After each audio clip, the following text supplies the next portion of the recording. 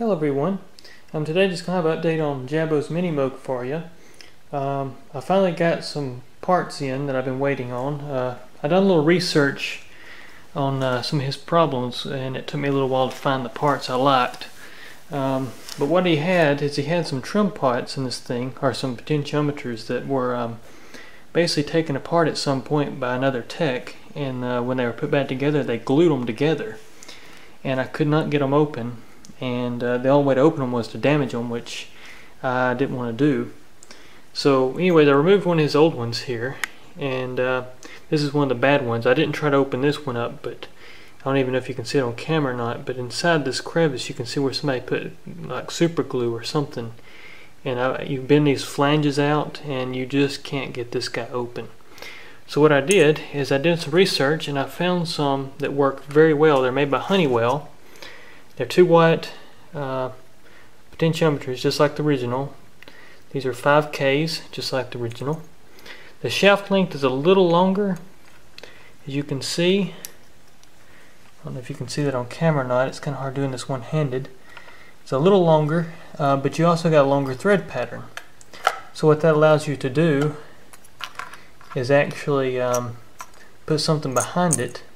Like what I did, I actually used his original nut off this one, and I put in behind the potentiometer itself, and then put the lock washer, and then I used the new nut to install this one to actually get the distance correct on the front interface. So you can see that pot sticks out just a little farther than the original, and you might can see it better at the top angle here. Slightly out a little farther, but nothing that's going to get in the way of the circuit boards. But as you can see on the front, this is his new one, and you can see just how accurate I got him on positioning. And of course you got the nice range, full range, just like it would have been with the old pot. And it's kind of hard for me to see. I'm getting the light whenever I try to. Maybe I can zoom in there. Yeah, there we go.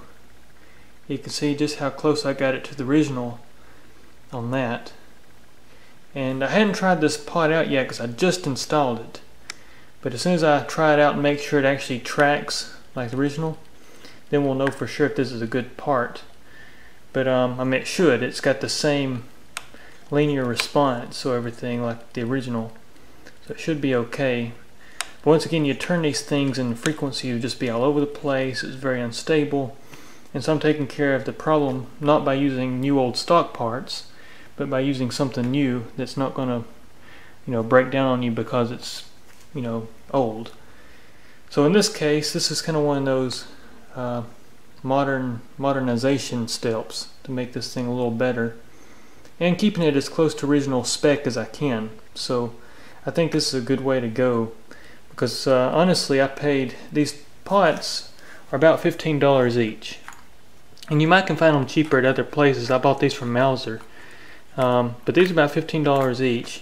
You'll pay $21 for the old Allen Bradley new old stock or used parts. So $21 versus $15 for something brand new that you know is going to be good. It's just it's kind of one of those things that I chose to go with a new one, because I mean, Allen Bradley, if you did find some good Allen Bradley pots, I mean, they're original, so you have matching parts for the Minimoog. And I know it's just like even classic cars, you want to keep some things original, even with original brands. But in this case, this Minimoog is going to be used, and so I'm making it very usable, and just trying to make sure everything is, spec'd out what it needs to be. But it's not going to be, any issues with used parts or new old stock parts as far as that goes. So anyways, guys, I just thought I'd give you an update there, and actually let me give you the part number. I bought these from Mauser, and the part number is 380C35000, and that's actually the manufacturer's. And once again, I'll list all these numbers on the actual video, just like I do for the Minimoog stuff. But yeah, so far though, guys, these seem to work out really well, and I'm very satisfied with the way they fit in. And you know, the only thing you got to do is bend that little tab when you get it, because it does have that little tab. But you can see even the original Allen Bradley had the same thing. They just bent it over and got it out of the way. But anyways, guys, thanks for watching, and I'll have more updates on how this potentiometer actually works. And hopefully this will be a good part for some of you out there that may be having some Minimoog issues, and you know, you just really want it to work rather than trying to find the Allen Bradley pots. But anyways, thanks for watching, guys, and I'll have more updates. Take care.